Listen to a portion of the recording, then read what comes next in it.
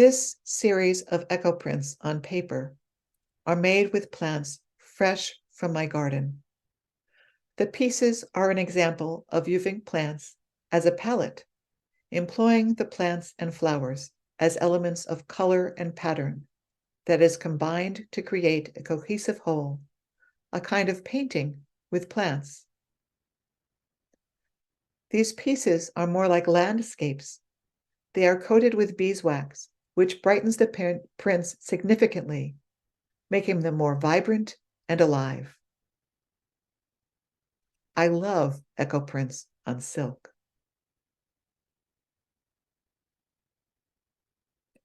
Silk is my favorite fiber to work with. As a protein fiber derived from an animal, the silkworm, it receives dyes in a completely different way than cellulose fibers, those coming from plants, like cotton, linen, or hemp.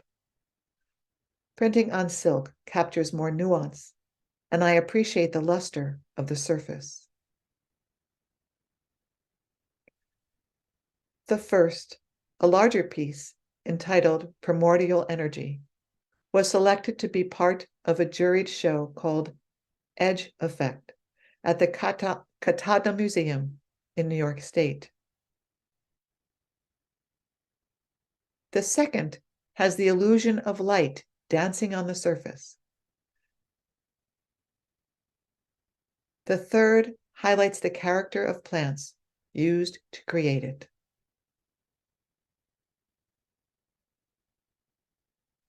I have been experimenting with echo printing on clay. It's a learning process, as it receives the dye differently from fiber.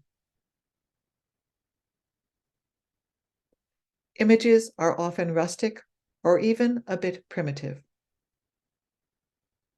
Working in 3D also adds a new aspect to design.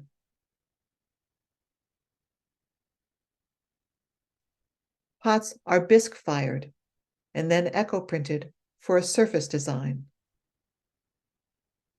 I typically finish echo pots with a beeswax coating to seal them, sometimes adding a bit of pine resin to the beeswax to give them a bit of a gloss rather than a matte finish. This echo pot with sumac is my favorite.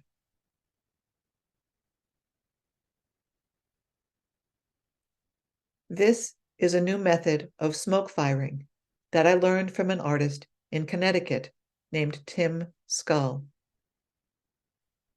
It utilizes plants as well as sawdust in a brick beehive oven to create some really interesting effects.